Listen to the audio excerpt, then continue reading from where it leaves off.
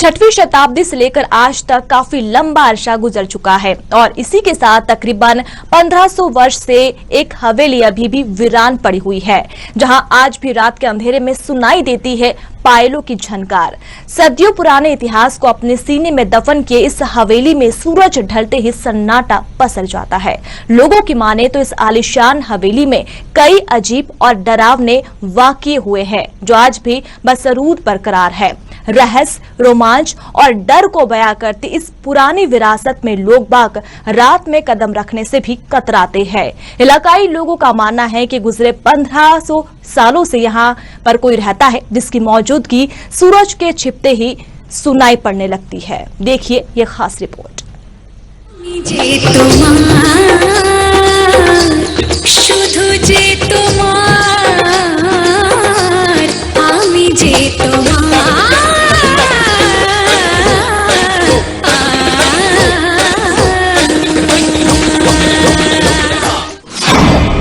रहस्य, रोमांच और डर को बयां करती पुरानी विरासत की तस्वीरें। 1500 सालों से वीरान पड़ी है गणेश बाग की हवेली। राजा विनायक राव पेशवा से जुड़ा है हवेली का इतिहास। आज भी किसी के होने का एहसास कराती है हवेली। हवेली में दफन है सदियों पुराने इतिहास। सूरज ढलते ही हवेली में पसर जाता है सन्नाटा। इस पुरानी विरासत में रात में कदम रखने से कतराते हैं लोग। रात के अंधेरे में गूंजती है पायलों की झनकार। बात हो रही है श्री राम की तपोभूमि में आने वाले गणेश बाग की, जहां आज भी कोई अदृश्य ताकत अपने वजूद का होना एहसास दिलाती है।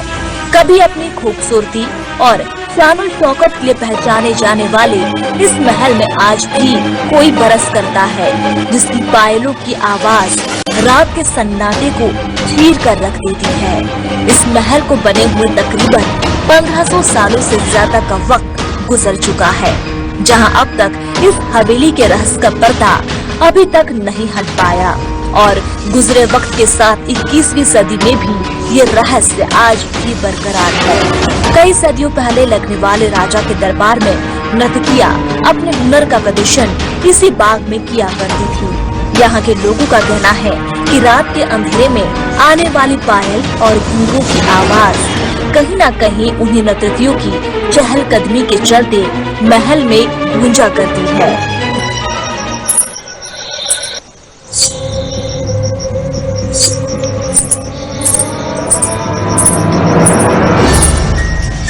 जहां दिन के उजाले में गणेश बाग पर्यटकों के आने जाने से गुलजार रहता है, तो वहीं सूरज के ढलने के बाद यहाँ कोई एक पल भी ठहरना सही नहीं समझता।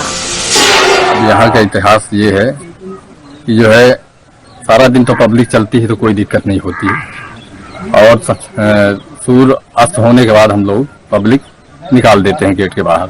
तो ऐसा कुछ देखने सुनने को मिलता है कि जो है यहाँ ऐसी ऐसी आवाजें आती हैं कि जैसे चूड़ियाँ बज रही हो, चूड़ियों की खनखनाहट और पायलों की झनझनाहट, ऐसा कुछ सुनने को मिलता है।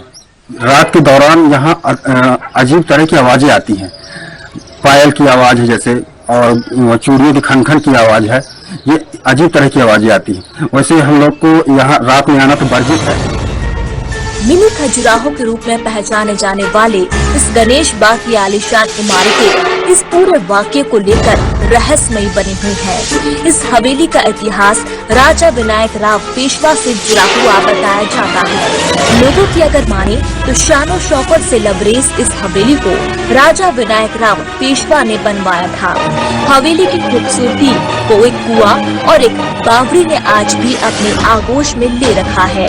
वैसे तो इस बाग में कई पुरानी कलाकृतियां हैं, लेकिन गणेश बाग के नाम से पहचाने जाने वाली इस हवेली में एक भी गणेश प्रतिमा का ना होना अपने आप में एक आश्चर्य माना जाता है। खंडहर हो रही इस हवेली को अब पुरातत्व विभाग ने अपने कब्जे में ले रखा है। 100 वर्ष पुराने राज दफन ये इस हवेली में देखने के खूबसूरत नजारे तो हैं, वहीं अगर कुछ है तो वो है किसी की पायलों की रहस्यमयी आवाज।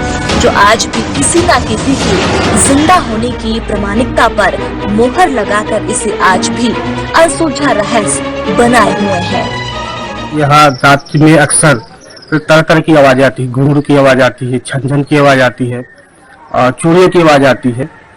तो इस तरह की अफवाह यहाँ काफी फैली हुई है। अब ये बात सही है गलत ये तो हम नहीं जानते, लेकिन बहुत लोग बताते हैं, यहाँ के लोग भी बताते हैं, बाहर से लोग भी आते हैं, कुछ लोग भी यहाँ रात्रि में रुके, वो लोग भी बताते हैं कि यहाँ पे रात में ऐसा आवाजें आती हैं।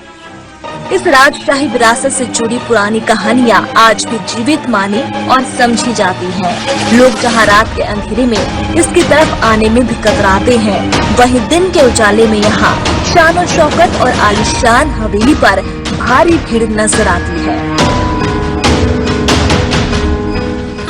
जे तुम्हार शुधु जे तुम्हार